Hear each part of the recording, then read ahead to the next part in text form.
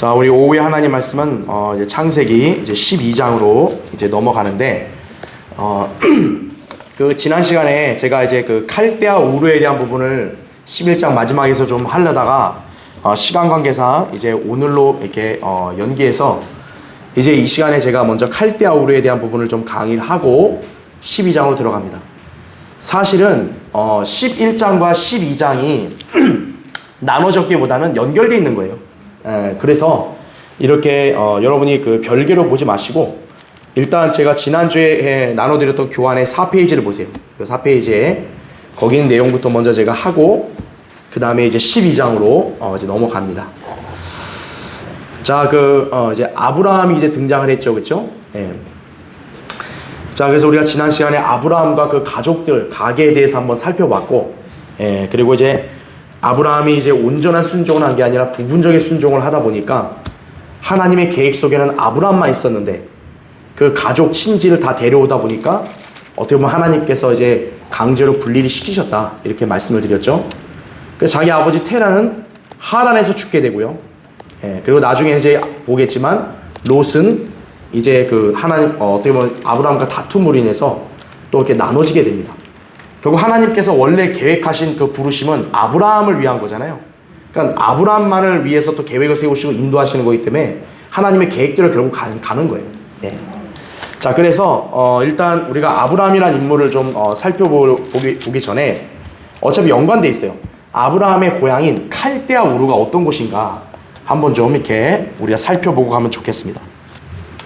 자, 일단 제가 지난주에 드린 교환의 그 메뉴의 3번을 보세요.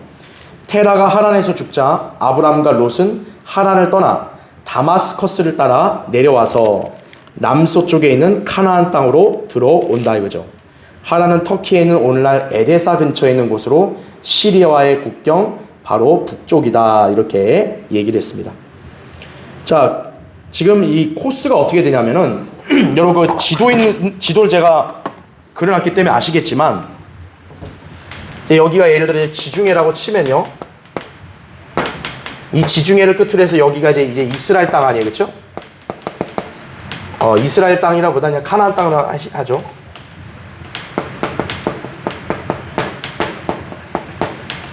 그렇죠?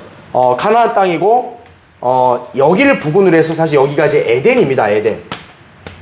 그렇죠? 여기 전체가 그렇죠? 그리고 그 다음에 여기가 이제 우리가 이제 흔히 잘 아는 칼데아 우르예요. 오늘날 따지면 이라크 남쪽 있잖아요. 바그다드 쪽. 그쪽입니다. 자, 그러니까 하나님께서는 지금 아브라함을 지금 부르셔서 약속한 땅으로 이렇게 가게 하시는 거란 말이에요. 그렇죠? 예. 그러니까 일로 가야 되는데 이제 하나님께서 아브라함에게 명령하실 때 아브라함이 칼데아 우르를 떠났어요. 떠나서 어디로 오냐면 여기에 하란으로 옵니다. 하란. 예. 시리아 여기가 이쪽 이제 시리아 쪽이거든요. 시리아 쪽에 하란 국경. 여기서 지금 아버지가 죽은 거예요, 테라가. 예. 그러니까 여기로 가야 되는데 지금 여기까지 갔다가 아브라함이 바로 가질 않고 여기서 그냥 지체하는 상황에서 이제 아버지가 죽은 거예요. 이해되시죠? 무슨 말인지? 그리고 이제 마침내 일로 내려오는 거다 이거죠. 예. 그래서 우리가 잘 봐야 될 게요. 이 아브라함이 부르실 때 이 칼데아 우르부터 시작해서 여기 있잖아요. 이게 이제 우리 옛날에 배웠던 뭡니까? 기억나죠? 비옥한 초승달. 그렇죠. 하나님께서 이제 아브라함과 그의 후손이 이스라엘에게 주실 땅의 경계. 그렇죠. 삼각형이잖아요. 그렇죠. 바로 이 구도예요. 예. 그러니까 하나님께서 어떻게 보면 이 구역을 계획에 두시면서 이 구역의 시작점으로 여기에 살고 있는 아브라함을 부르신 거죠. 예. 그러니까 이런 모양이 나와요. 어떻게 보면 신기하게도. 그렇죠? 자, 그래서 여러분이 구도를 아시면 되는 거예요. 아하, 칼데아 우르 쪽에서 이제 카나안 땅으로 가야 되는데 하란 쪽에 갔다가 여기서 아버지가 죽고 그러고 나서 이제 어떻게 하는 겁니까? 하나님께서 전에 명령하셨던 대로 이제는 아비를 묻고 나서는 여기서 이제 하란을 떠나는 거죠. 그게 창세기 12장의 말씀인 거예요. 예. 12장에 떠나서 이제 일로 오는 것이. 예. 그걸 여러분이 기억을 일단 하시면 좋겠습니다. 자, 그럼 이제 거기 네 번째 교환에 보면 칼데아 우르가 나옵니다. 자, 칼데아 우르.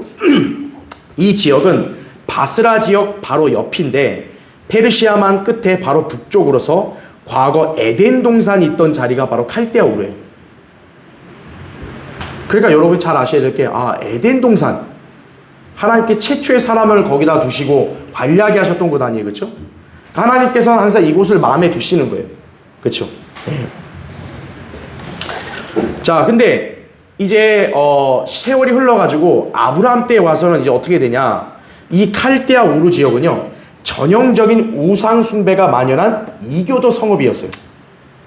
그러니까 여러분이 아셔야 될 거는, 아브라함은 본디 어떤 사람이냐면 칼데아 우르의 우상 숭배자예요, 사실은.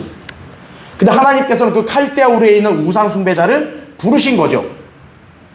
무조건적으로 선택하신 거죠. 은혜를 주시고. 그렇죠. 예.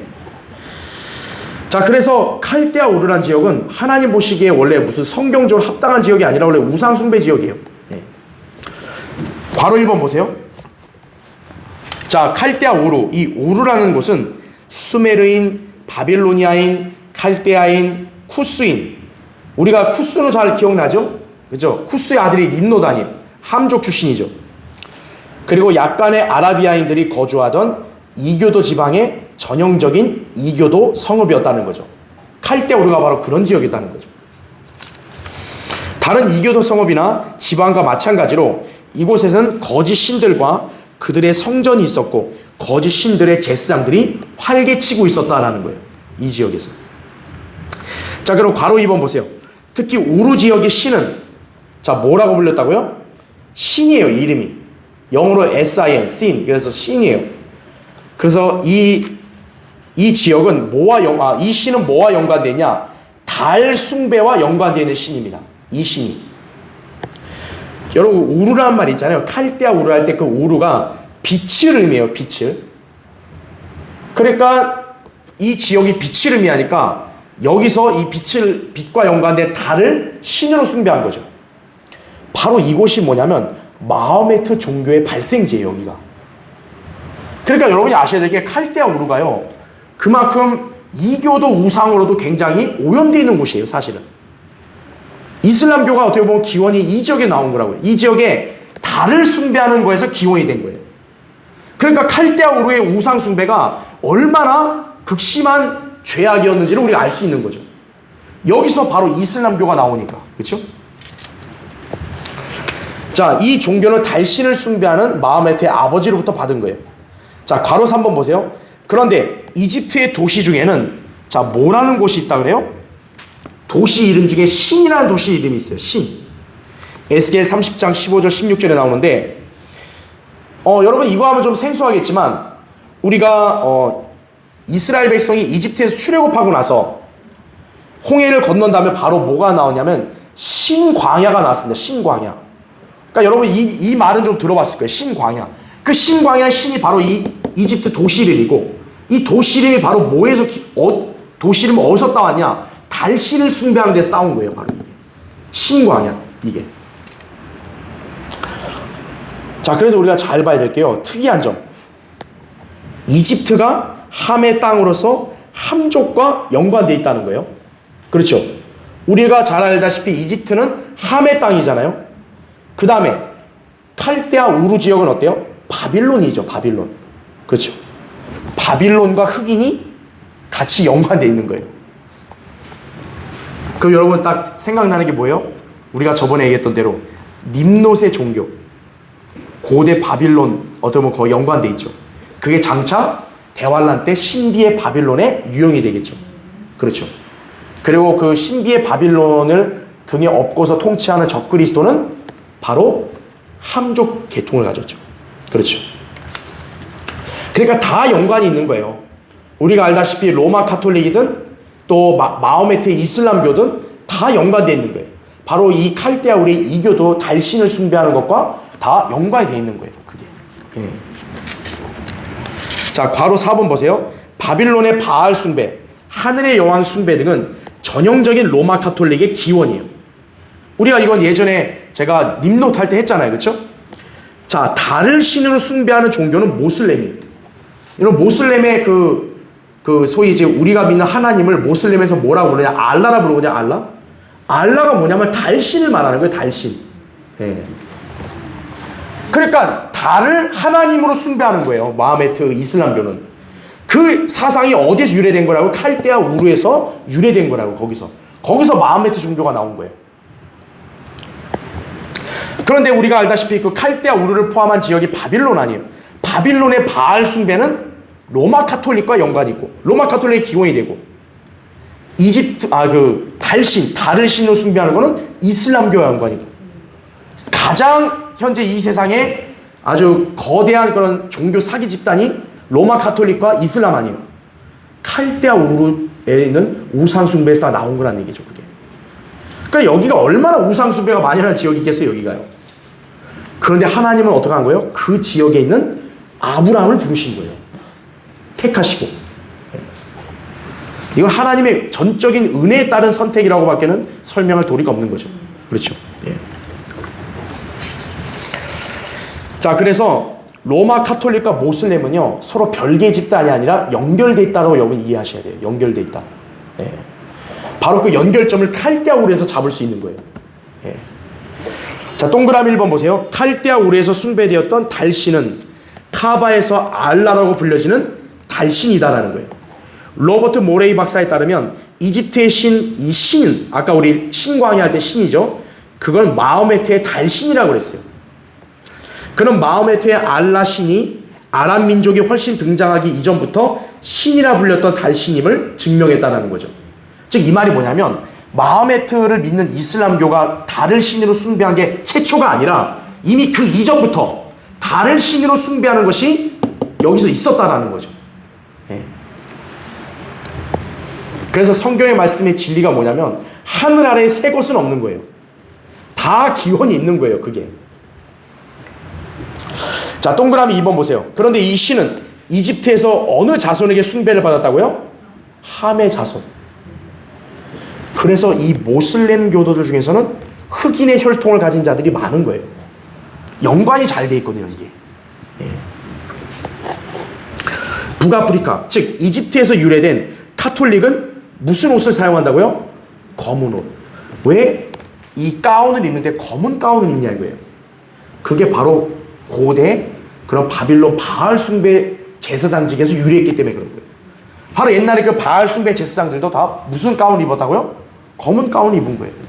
그러니까 로마 카톨릭이 그게 기독교로 각색된 거기다 보니까 그 바빌론 제사장들이 입었던 까만 가운을 그대로 입는 거죠. 이 사제들이, 수녀들이. 자, 그리고 또 봐야 될 게 뭐냐? 이슬람교는 뱀이 이 땅에 처음으로 등장했던 바로 그 지역에서 발원한다는 거죠. 우리가 봤던 바로 에덴 동산에서 뱀이 나왔잖아요. 사탄이. 그렇죠? 예. 바로 그 지역에서 이슬람교의 숭배 기원이 나왔다는 거죠. 바로 칼데아 우르가 이런 지역이라는 거예요. 그렇죠? 그런데 하나님 어떻게 하시는 거예요? 그 칼데아 우르에 있는 그 이방인을 불러서 하나님 백성으로 삼고 앞으로 그의 시대를 통해 어떻게 하는 거예요? 이 칼데아 우르를 위시한 옛날의 과거의 에덴 동산 그 광활한 영토를 그의 후손들에게 주시는 거예요. 하나님은 그렇게 일하시는 거라는 얘기죠. 그렇죠? 자, 그래서 이제 맨 밑에 괄호 5번 보세요. 이것이 왜 우르 지방의 종교적 유산이 바알 숭배, 천문학, 탐무스 숭배, 하늘의 여왕의 숭배 등으로서 모두 로마 카톨릭의 기원이 되는 것들인지를 알 수 있게 된다라는 거죠. 자, 바로 이 칼데아 우르는 성경적으로 볼 때도 굉장히 여러 의미가 있는 지역이에요. 이교도 숭배. 오늘날 이 세상에 거의 상당수를 차지하고 있는 카톨릭과 모슬렘 그 종교하고 다 연관이 있는 거죠. 그 종교의 숭배 의식과. 그렇죠? 자, 그래서 이제 우리가 11장을 살펴봤을 때 하나님께서 인류를 다루시는 경륜이 바뀔 정도의 엄청난 사건을 11장에서 언급했어요. 자, 왜 중요하냐고 제가 말씀드렸냐면 창세기 11장을 전후로 해서 하나님의 다루심, 즉 하나님의 경륜이 바뀌어요.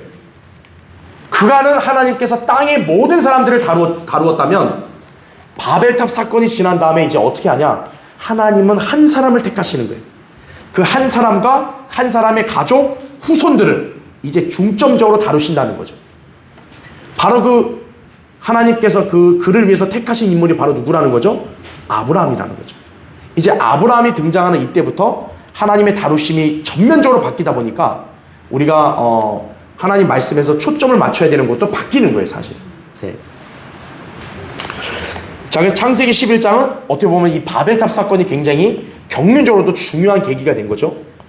또 바벨탑이 세워진 시날 땅, 예언적으로도 중요한 의미죠.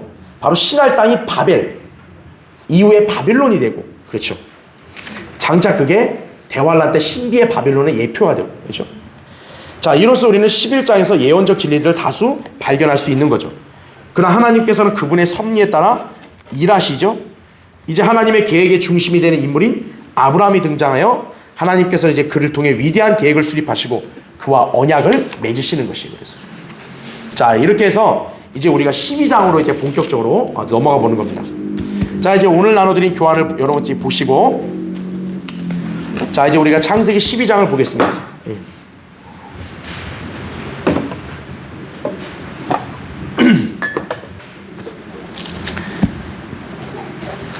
자, 그래서 아브라함의 이 생애와 믿음의 행보는요, 우리 그리스도인들에게 투영시키기가 너무 좋은 거예요. 왜냐하면 제가 좀 전에 얘기했다시피 아브라함의 고향인 칼데아 우르 자체가 우상 숭배 도시고, 아브라함은 하나님과 원래 무슨 관계가 있던 인물이 아니라는 거죠. 근데 하나님께서 어떻게 해요? 은혜로 아브라함을 그냥 택하시고 무조건적으로 그에게 복을 아예 그냥 약속하시잖아요. 신약의 그리스도인들도 어떻게 보면 그거에 또 좋은 예죠. 우리도 하나님의 관점에서 볼 때는 아무것도 아닌 죄인들인데 하나님이 그냥 전적인 우리가 믿음 하나만으로 그냥 은혜로 구원해 주셨잖아요. 아무것도 아닌데. 그렇죠. 그리고 우리를 구원해 주시면서 영생도 거저 주셨고 구원도 영원한 보장을 이렇게 약속하셨잖아요. 그러니까 아브라함의 생애와 우리의 생애는 투영해 볼 수 있는 게 많다라는 거죠. 제가 왜 이 얘기를 드리냐면 오늘 이제 이 강의도 이제 우리가 12장을 다 들어가기 전에 아브라함이란 인물 자체를 한번 살펴보려고 하는 거기 때문에 그래요. 그래서 아브라함의 그런 생애와 믿음의 행보를 통해서 우리 그리스도인들도 교훈 받을 것은 교훈 받아야 된다는 거죠. 그렇죠? 자, 그래서 이 창세기 12장 이제 오늘 교환을 보세요. 자, 12장의 메뉴의 주제를 보면 아브라함의 언약과 믿음의 여정을 시작함 그랬어요.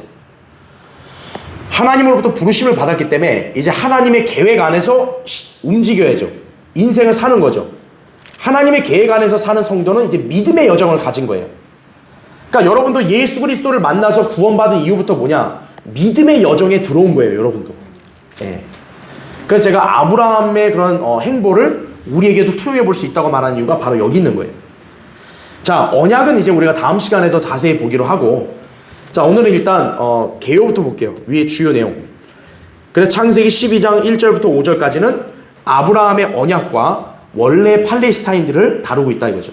네. 여러분 지금 그 팔레스타인 땅이라고 하는 곳에 살고 있는 팔레스타인들은 그럼 원래 그 사람들 아닙니다. 예. 이 사람들은 원래 근본이 없어요. 그냥 아람 민족이에요, 그냥.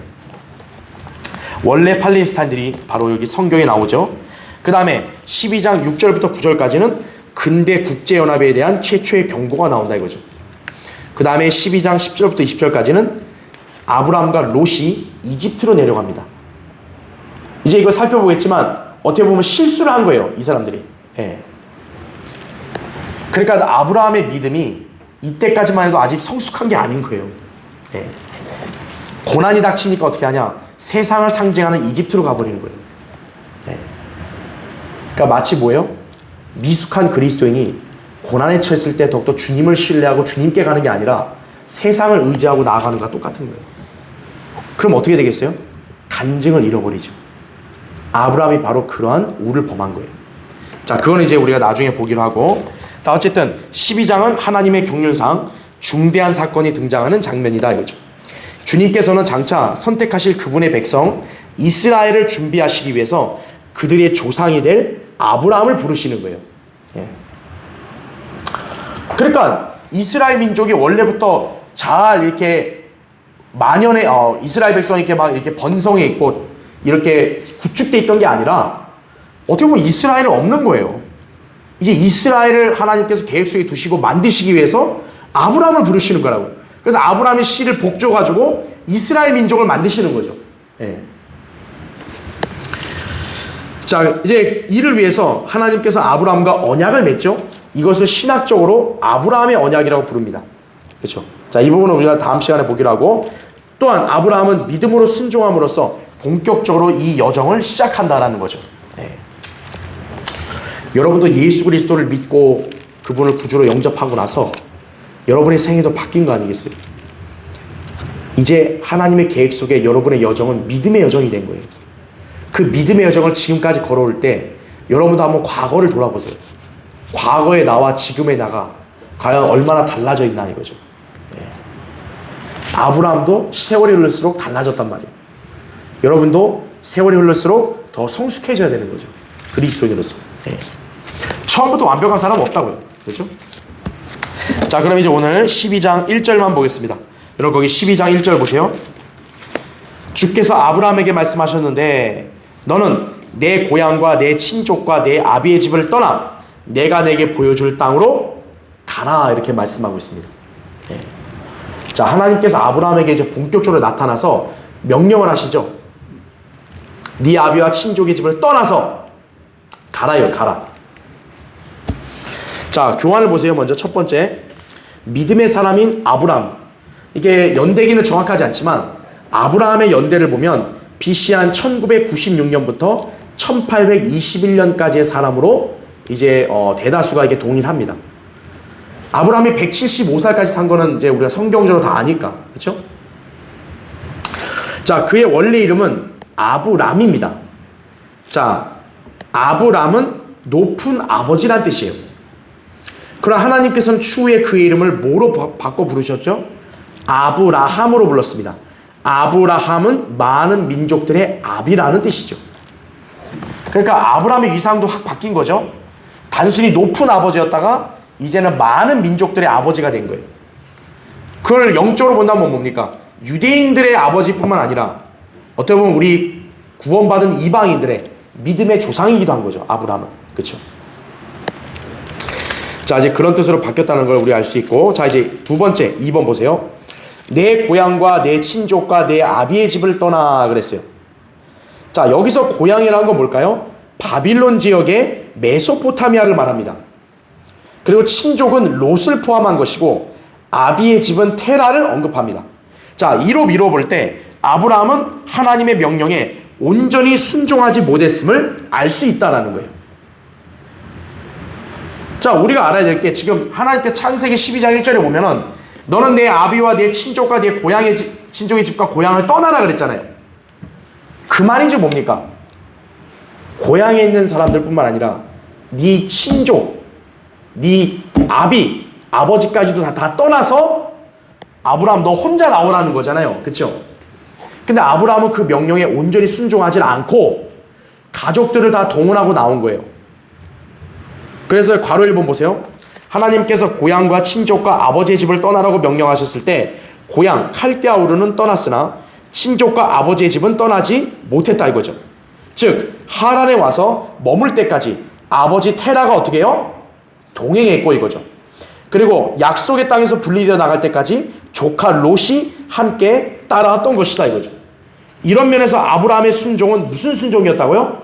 부분적인 순종이었다라는 것을 여러분이 아셔야 돼요. 다시 한번 정리해드리면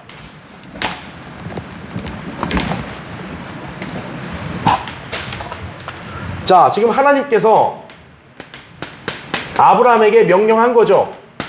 떠나라. 자, 그럼 일단 칼데아 우르는 떠났어요. 아까 본 대로 칼데아 우르는 나왔어요.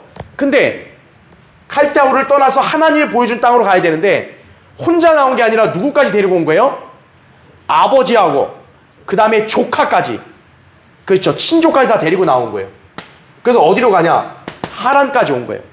이때는 이제 아버지, 조카 다 데리고 온 거예요. 그러니까 하나님의 명령은 내 고향과, 여기 이제 고향 아니에요 이게, 그렇죠? 그 다음에 내 친족과, 이게 친족 아니에요, 롯이, 그렇죠? 내 아버지 집, 아버지 아니에요, 그렇죠? 여기를 다 모조리 떠나라는 거였어요 원래, 그렇죠? 여기를 떠나라고 그랬는데 아브라함은 이걸 순종했다 안 했다고요? 안 한 거예요. 아버지랑 가족을 데리고 하란까지 온 거예요.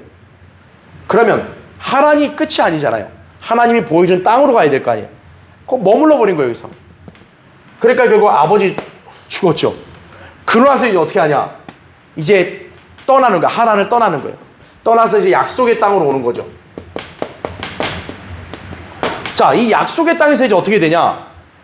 조카와 다툼이 벌어집니다. 예. 자, 롯과의 갈등으로 인해서 어떻게 하냐? 또 분리가 되는 거예요. 그래 결국 하나님께서 애초에 명령하신 대로 누구만을 계획 속에 놓고 인도하시는 거예요? 부르시는 거예요? 아브라함만을 부르시는 거죠. 자, 이런 경로를 볼 때 아브라함은 어떻게 보면 부분적인 순종을 한 거죠. 그렇죠? 온전히 하나님 말씀에 다 순종한 게 아니에요. 순종을 하되 자기가 할 수 있는 부분적인 것만 한 거예요. 이거는 좋은 점수를 받을 수가 사실 없는 거죠. 그런데 놀라운 거는, 자, 구약에는 아브라함의 이런 행적의 실체를 말하는데 신약은 있잖아요. 신약에서는 이런 게 언급이 안 돼요. 그냥 뭐만 나오냐? 아브라함은 순종했다. 이것만 나옵니다. 한번 찾아볼까요? 여러분 거기 히브리서 한번 보세요. 히브리서 11장. 자, 오늘은 창세기 12장을 우리가 나가다기보다는 아브라함을 좀 살펴보는 거니까 여러분 히브리서 11장 안에 펴놓고 계세요. 히브리서 11장.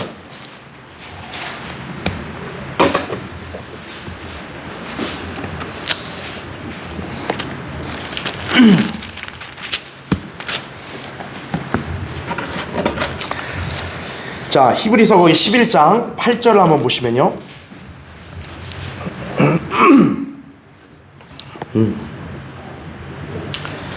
자, 거기 잘 보세요. 믿음으로 아브라함은 장차 유업으로 받을 땅으로 떠나가라는 부름을 받았을 때 순종하여 어디로 가야 하는지도 모르면서 떠났으며 이렇게 말합니다. 자, 여러분 이 한 구절만 보면 아까 우리 구약에서 아브라함이 보인 행보가 많이 생략이 돼버렸죠.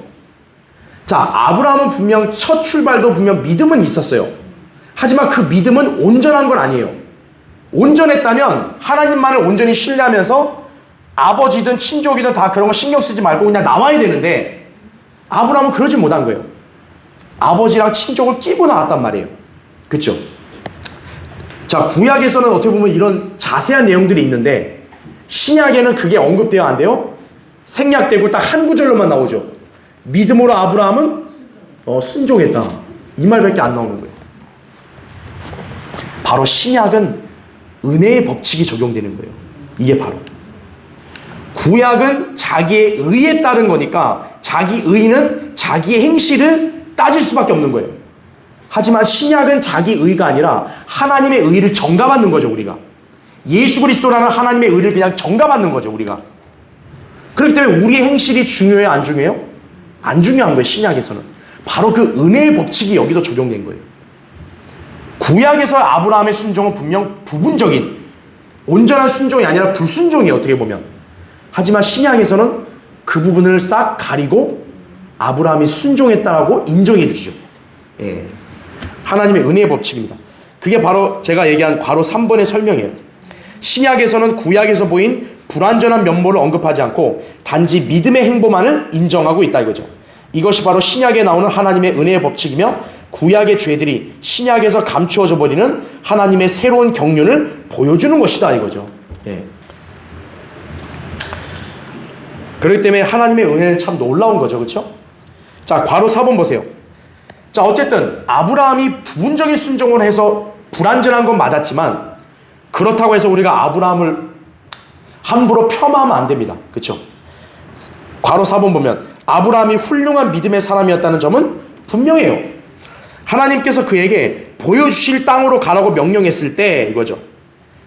사도행전 7장 3절이나 창세기 12장 아까 1절에 나온 대로 하나님께서 그랬잖아요. 내가 내게 보여줄 땅으로 가라. 그 땅이 어딥니까? 말 안 했어요. 그냥 가 이랬어요. 아브라함은 어디로 가야 하는지를 알아요, 몰라요? 몰라요. 모르는데도 어떻게 한 거예요? 오직 하나님만을 신뢰하고 순종함으로 기꺼이 떠났던 인물이에요. 그래서 하나님께서 아브라함을 이렇게 인정하시는 거예요. 비록 온전한 순종은 못했어도 아브라함의 최소한 마음만큼은 하나님의 말씀을 신뢰했다라는 거예요. 어디로 갈지를 몰라도 하나님이 가라 했으니까 난 가겠습니다. 이렇게 했다는 얘기죠.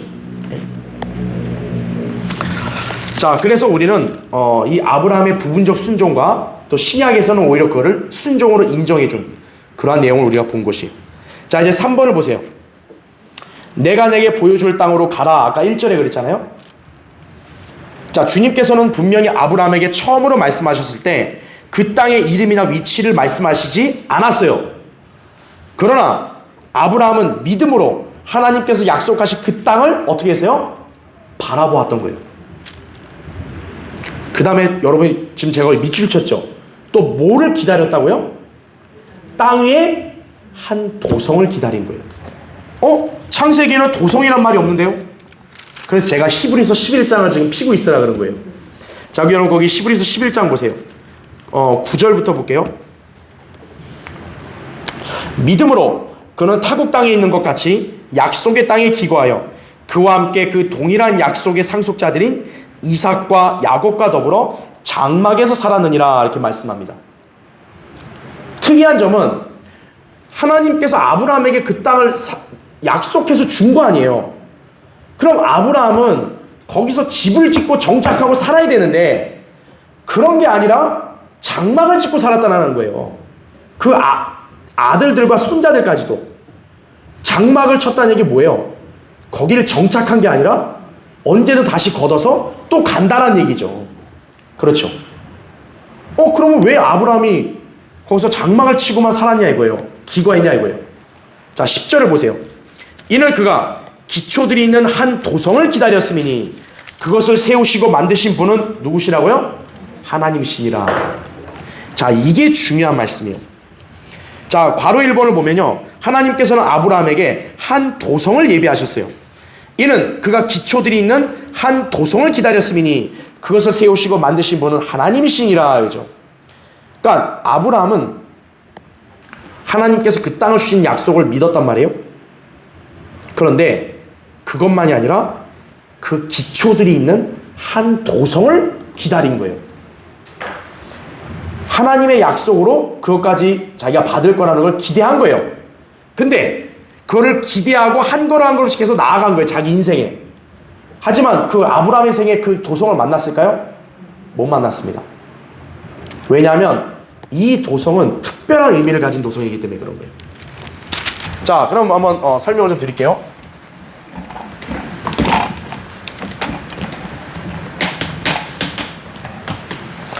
자, 아브라함의 순종은요,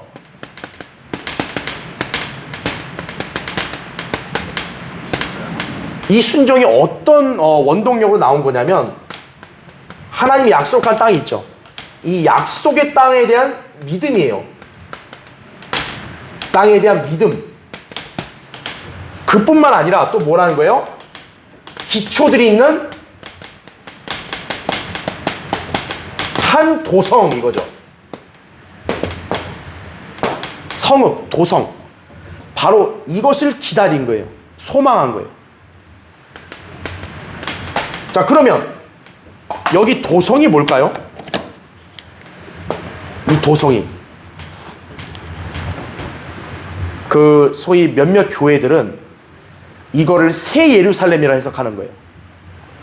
왜냐하면 아브라함이 우리 그리스도인들의 믿음의 조상이라고 하니까 우리와 아브라함은 어떻게 보면 같은 믿음의 소망도 같다. 그러니까 히브리서에 나온 아브라함이 기초들이 있는 도성을 바라본다고 하니까 이게 새 예루살렘이다. 우리 그리스도인들이 바라는. 그렇게 해석하는 거예요. 근데 그게 맞을까요? 틀릴까요? 틀립니다. 제가 방금 뭘 얘기했어요? 아브라함은 뭘 바랬다 그랬어요? 약속의 땅이에요. 아브라함은 다음 시간에 언약을 보겠지만 두 가지예요. 시에 관한 언약과 땅에 관한 언약이에요. 시에 관한 언약은 어떻게 보면 성취된 거예요. 왜? 아브라함이 시가 엄청나게 많아졌잖아요. 하지만 아직 아브라함이 약속을 온전히 받지 못한 건 뭐예요? 땅이라고요. 이 땅. 즉 아브라함은 이 약속의 땅을 받을 것을 믿었고 그뿐만 아니라 도성을 기다렸다고 했단 말이에요. 여기서 같이 붙여졌단 말이에요. 다시 말하면 이 도성은 하늘에 있는 걸 말하는 게 아니고 아브라함이 바랬던 뭐요? 땅과 연관된 도성이라는 거예요. 땅과 연관된 도성. 그래서 지금 여기 10절에서 말씀하는 이 도성은 바로 정체가 뭐냐? 예루살렘이에요. 지상의 예루살렘이에요. 즉 어느 시대에냐? 천년왕국의 예루살렘을 말하는 거예요.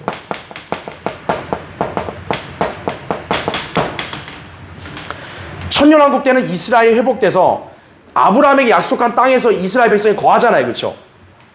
천년왕국 때 예루살렘은 이스라엘의 또 수도 아니겠어요? 바로 이 천년왕국 때 예루살렘을 도성을 기다린 거예요. 네. 그러니까 우리가 그 점을 잘 기억해야 된다고요. 아브라함이 우리랑 같은 믿음의 조상이라니까 도성을 기다렸네. 우리도 새 예루살렘 도성을 기다리니까 아브라함도 새 예루살렘이다. 아니라는 거예요. 어디까지나 1차적으로 아브라함은 물리적인 유대인들의 조상인 거예요. 바로 그 유대인들에게는 하나님이 주신 최고의 복, 약속이 뭐예요? 땅이라고요. 그들이 기다리는 도성도 바로 땅 위에 있는 도성이라고요. 바로 천년왕국 때 예루살렘을 가리키는 거예요. 자, 그러면 그걸 보세요.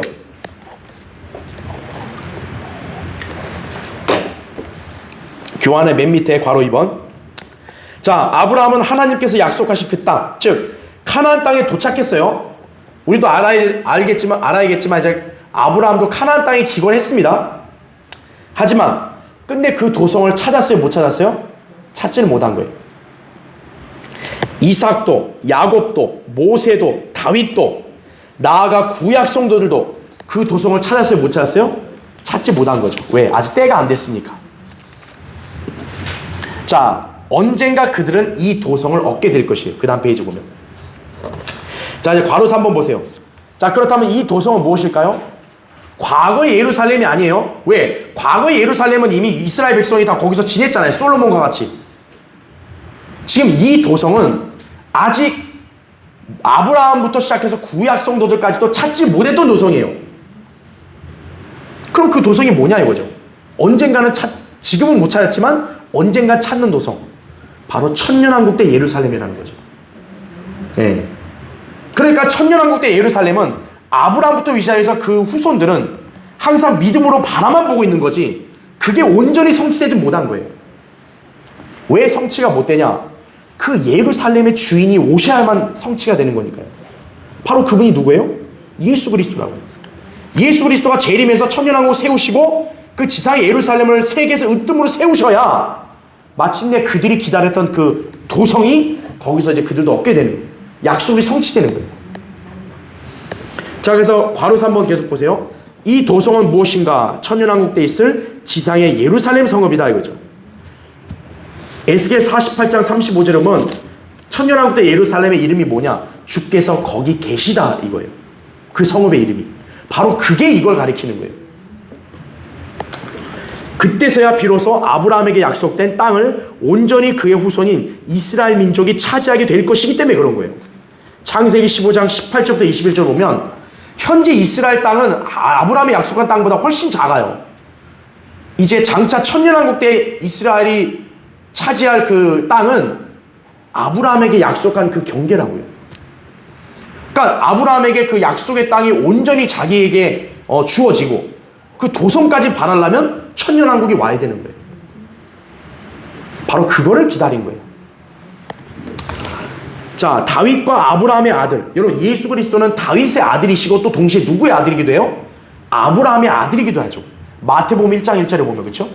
바로 그분께서 그 도성에서 다윗의 보좌에 앉아 세상을 통치하실 바로 그날에 있을 예루살렘이다 이거죠. 그게 바로 진정한 예루살렘인 거죠. 그렇죠. 스가랴 14장 21절과 마태복음 25장 30절 31절, 이사야 65장 18절 19절.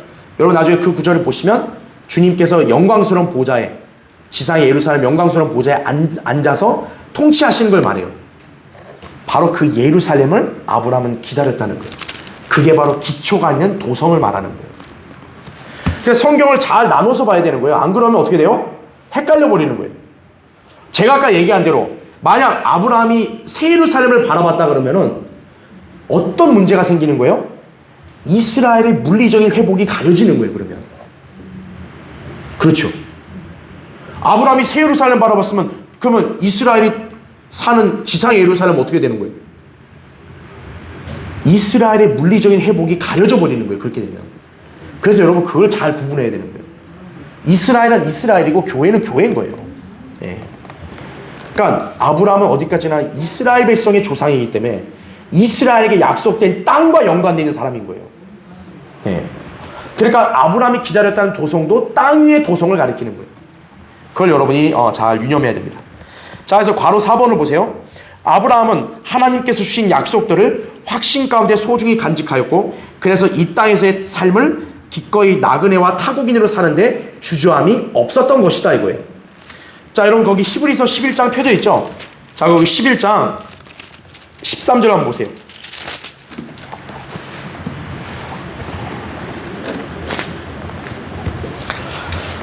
자, 아까 우리가 히브리서 11장 10절을 읽을 때 그가 기초드리는 한 도성을 기다렸다 이렇게 나오잖아요. 자, 그러면서 11절과 12절에 누가 나오냐? 사라가 나오는 거예요. 사라. 그리고 이제 13절 보세요. 이들은 모두 믿음 안에서 죽었으나 모두가 그 약속들을 받은 것은 아니로되 이거죠. 자, 믿음 안에서 하나님께서 그들에게 약속하신 유업을 믿음으로 그들은 다 받아들였어요. 그렇게 해서 죽었단 말이에요. 아브라함이든 사라든. 그렇죠? 하지만 모두가 그 약속들을 받은 것은 아니라고 나오죠. 그렇죠? 즉 하나님이 주신 약속들 가운데 어떤 것은 아브라함이 받았지만 아직 못 받은 것도 있다는 거예요. 죽을 때까지. 바로 그게 땅과 연관된 거란 얘기죠. 예. 그걸 가리키는 거예요. 믿음 안에서는 죽었는데 약속들을 온전히 성취받지 못한 거예요. 왜? 때가 안 됐으니까. 그렇지만 아브라함이 볼 때 그게 막 머나먼 세월이라고 해가지고 야 이거 나와 관계없어 이렇게 살았던 게 아니라 자기는 죽을 때까지 어떤 거예요? 그 약속이 이루어질 걸 믿음 가운데 기다렸다는 거예요. 그래서 어떻게 살았냐 보세요. 멀리서 그것들을 보았고 확신하여 소중히 간직하였으며 이렇게 나오죠. 멀리서 어때요? 그것들을 믿음의 눈으로 바라본 거예요. 그 다음에 잘 보세요. 또 이 땅 위에서 타국인이요 순례자라고 고백하였느니라 이렇게 말하고 있죠. 자, 이 구절 때문에 아까 우리 10절에 있던 그 도성 있잖아요. 그거를 새 예루살렘으로 해석한 사람들이 있는 거예요. 왜냐하면 우리 그리스도인들도 이 땅을 어떻게 산다 그랬어요? 나그네요 타국인으로 순례자로 산다고 했잖아요. 그러니까 13절에 아브라함이 이 고백을 했다고 해가지고 야 봐라 아브라함도 우리랑 똑같다. 그러니까 10절에 있는 이 도성은 새 예루살렘이다 이렇게 해석하는 거예요. 그럼 바보 같은 해석이에요. 여기서 이들을 얘기하는 건 아브라함과 그 가족을 말하는 거예요. 자, 그러면 어떻게 해석을 해야 되냐면 여러분 거기 14절부터 계속 읽을게요. 이는 이런 것들을 말하는 사람들은 자신들이 본향을 찾고 있음을 분명히 나타낸 것입니다. 만일 그들이 실로 떠나온 고향을 생각하였더라면 되돌아갈 기회가 있었겠지만 이제 그들이 사모하는 것은 더 좋은 본향 곧 하늘에 있는 것이라. 그러므로 하나님께서는 그들의 하나님이라 불리는 것을 부끄러워하지 아니하시니 이는 그들을 위한 한 도성을 예비하셨음이라 이거죠.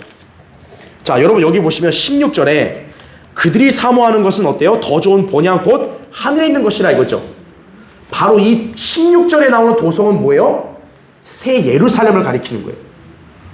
그러니까 왜 구분하라 그랬냐면 아까 13절까지는 분명히 아브라함과 그 가족들에게 해당되는 말씀인데 14절부터 16절은 뭐냐면 아브라함과 같이 이 땅을 타국인이요 순례자로 사는 사람들을 가리키는 거예요.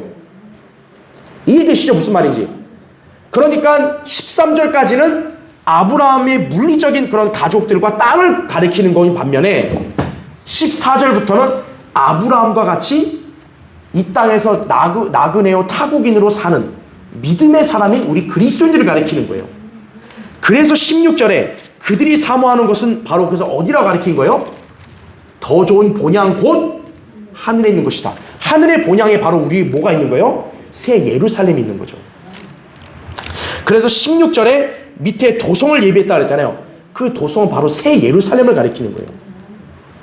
그러니까 여기 16절의 도성하고 10절의 도성을 헷갈리면 안 되는 거예요.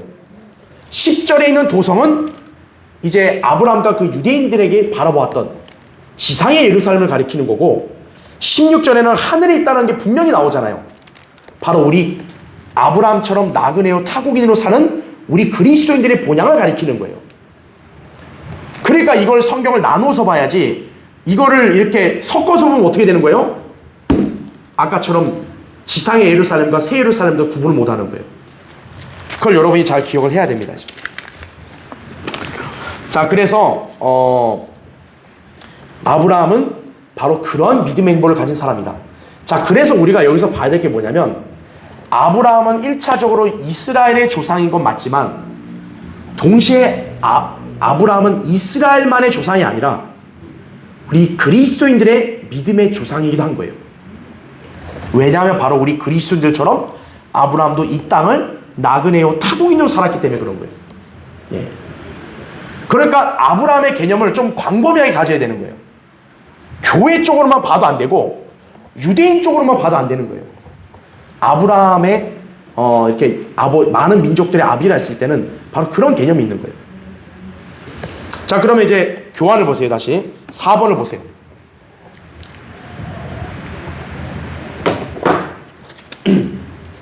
자, 여기서 우리는 아브라함의 믿음의 상태와 행보에 대해서 잠시 살펴볼 필요가 있다 이거죠.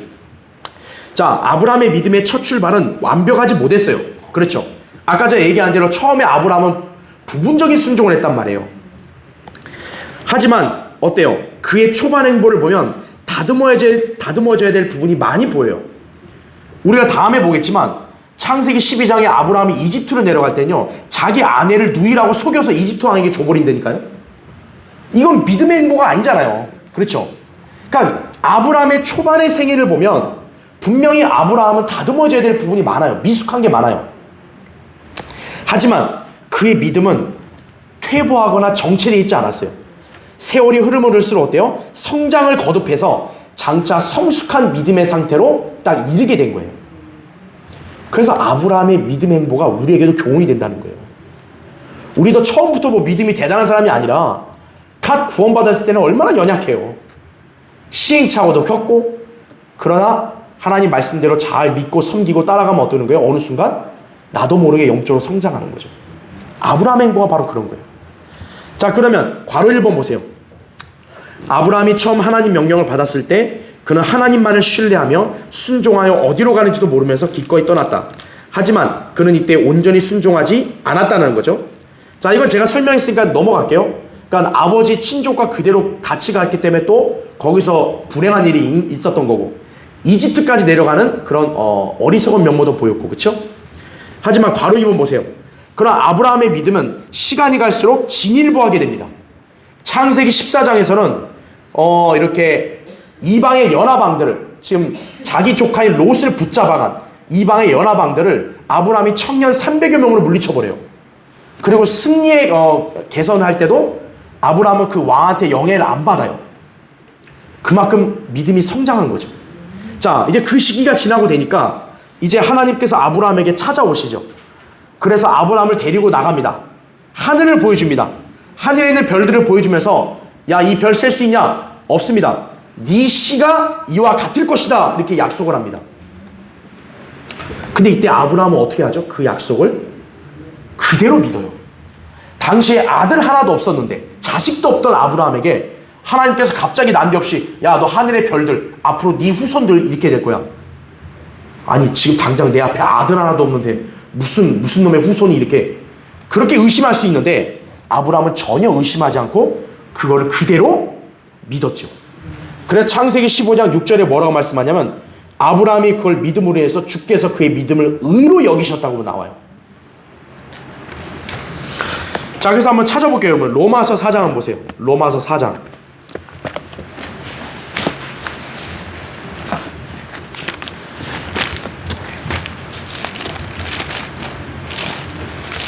자, 로마서 4장.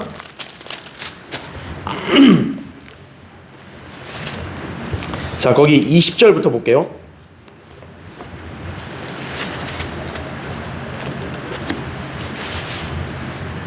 자, 아브라함의 믿음이 이제 진일보를 하니까 이제 아브라함은 하나님의 약속을 확신하게 된 거예요. 그래서 거기 19절부터 볼게요. 19절. 그가 믿음이 약해지지 아니하여 약 100살이 되고서도 자기 몸이 이제 죽은 것으로 생각지 아니하고 또 사라의 태도 죽은 것으로 생각지 아니하였느니라. 자, 믿음이 약해지지 않았다고 일단 말하죠. 그 다음에 20절 보세요.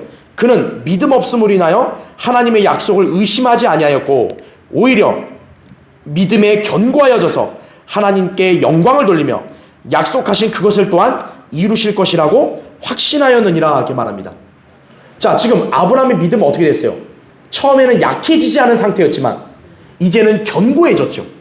견고해지니까 하나님 약속을 의심 안 하고 너 씨가 하늘의 별들과 같을 거야 할 때 그대로 믿어버린 거죠. 그리고 21절 약속하신 그것을 또한 이루실 것이라고 이제는 어떻게 해요? 확신하느니라. 믿음의 단계가 이제는 확신하는 단계까지 올라간 거예요. 그래서 22절 그러므로 그에게는 믿음이 뭐로 여겨졌다고요? 의로 여겨졌다 이거죠. 이게 창세기 15장의 말씀인 거예요. 그러니까 아브라함의 초반의 믿음을 볼 때는 불완전했는데 이제 어느 순간 어떤 거예요? 성장을 하니까 견고해진 상태가 되니까 하나님의 어떻게 보면 인간의 이성으로 이해될 수 없는 약속도 믿는 거죠. 그냥 여러분도 그런 성장이 있어야 된다는 거예요.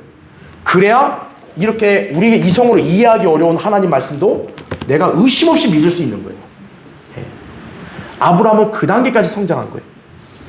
자, 그런데 괄호 3번을 보세요. 자, 아브라함의 믿음은 더 성숙해집니다. 그래서 하나님께서 주신 시험도 통과를 해요. 그래서 괄호 3번 보세요. 하나님께서 아브라함을 시험하시며 그의 독자 이삭을 바치라고 명령하셨을 때 아브라함은 자기 아들을 기꺼이 제단에 바쳤죠. 그 하나님께 드렸죠. 그래서 마침내 어떻게 됩니까? 의롭다고 선언을 받습니다. 그 전까지는 아브라함의 믿음을 의라고 인정해 주신 차원이었는데 이제는 하나님께서 이 시험을 통과한 아브라함에게는 너는 이제 의롭다 이렇게 완전히 선언해 버리시는 거예요. 네. 창세기 22장 1절부터 14절 말씀이죠. 또한 그렇게 함으로써 이제 그는 마침내 뭐로 불렸다고요? 하나님의 친구로 불린 거예요. 자, 우리 그리스도인의 믿음도 마찬가지예요. 여러분도 처음에는 연약한 아기 같은 상태였는데 어느 순간 여러분이 영적으로 성장하면 믿음이 견고해져서 하나님 약속을 믿게 되고 그리고 더 나아가면 어떤 시험이 나와도 하나님을 신뢰하는 것이 흔들리지 않고 그걸 통과하고 그렇게까지 성숙하면 그 사람도 주님의 친구로 인정을 받는 거예요. 여러분도 믿음이 성숙해서 주님과 밀접한 교제를 이루잖아요? 그럼 여러분도 주님과 친구같이 교제할 수 있는 거예요. 아브라함은 그런 단계까지 올라간 거예요. 바로 이게 믿음의 행보라는 거죠. 네, 그걸 잘 기억해야 됩니다. 자, 그래서 이제 5번을 보세요. 자, 우린 여기서 아브라함을 다루시는 하나님의 놀라운 자비와 인내를 엿볼 수 있다 그랬어요. 자, 괄호 1번 보세요. 주님께서는 미숙한 아브라함이 성숙한 하나님의 친구로 장성할 때까지 매우 오래 참고 기다리셨죠. 얼마나 하나님께서는 한 명의 믿음의 사람을 세우시기까지 인내 가운데 기다리시는지를 깨달아야 한다는 거예요. 아브라함이라는 한 사람이 여러분 하루아침에 생겼나요? 지금 여기 보면 자, 아브라함이 하나님 명령에 따라 하나님을 떠난 게 75세예요.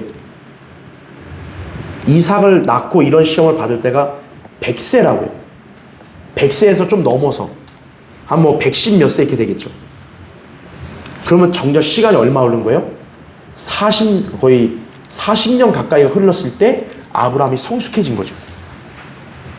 그러니까 아브라함의 그런 미숙한 믿음의 상태에서 성숙함에 이르기까지 약 40년이 걸린 거예요. 하나님은 그 40년 동안 어떻게 하는 거예요? 아브라함을 인내하시면서 연단하시고 빚으신 거예요. 그러니까 하나님의 인내는요, 실로 위대한 거예요. 하나님께서 여러분을 이 자리로 인도해서 성장하게 하기까지 얼마나 많은 손길을 보이셨는가를 생각해 봐야 돼요. 여러분 처음부터 나는 이렇게 이 믿음이 이렇게 딱 좋게 나왔나요? 아니라고요. 여러분도 아브라함처럼 때로는 부분적인 순종을 할 때도 있고 미숙할 때도 있고 막 어린아이 같이 이렇게 뗐을 때도 있고 이랬을 거라고요. 하나님은 그런 여러분을 그래도 오래 참고 자비와 인내로 여러분을 빚으신 거예요. 그래서 믿음 안에 들어온 신실한 그리스도인 한 사람은 그래서 그 가치가 중요한 거예요. 그래서 성경대로 믿는 한 사람이 제대로 세워질 때까지 토기장이신 하나님께서는 인내로 그 사람을 빚으시는 거예요. 예. 그 성경대로 믿는 사람이 하루아침에 많이 생기지 못하는 이유가 바로 여기 있는 거예요. 하루아침에 믿음이 성숙한 아브라함이 될 수 없듯이 우리도 마찬가지라는 거예요. 하나님께서는 지금 이 순간에도 우리를 빚고 계시는 거예요. 여러분을 지금 빚고 계시는 거예요. 그래서 어떤 고난도 여러분에게 처하게 하시는 거예요. 왜? 그 고난을 더 단단하게 만드시려고. 또는 어떤 시험도 통과하게 하시는 거예요. 왜? 믿음이 한층 더 성장하라고. 그런 하나님의 손길을, 하나님도 인내를 갖고 손길을 임하는데 우리가 인내하지 못해서야 되겠냐 이거죠. 아우 나 힘들어요. 아우 왜 나는 왜 맨날 이러고밖에 안 돼요. 이렇게 떼쓸 우리는 그런 자격이 없다는 거죠. 그렇죠? 자, 괄호 2번 보세요. 우리가 온전한 믿음의 사람이 될 때까지 인내와 자비 속에서 그분의 위대하신 손길을 따라 그 일을 지속하고 계시는 것이에요. 특히 하나님께서 그 일을 하실 때요, 대충 하시는 게 아니라 아주 열심히 하시는 거예요. 하나님이 여러분을 성숙한 믿음으로 성장시키기 위해서 연단하시는 것을 대충 하는 게 아니라니까요. 열심히 하시는 거예요. 근데 여러분이 그런 하나님의 손길을 뿌리치고 자꾸 옛날 어린아이처럼 영적으로 되돌아가려고 해보세요. 힘 안 빠지겠어요?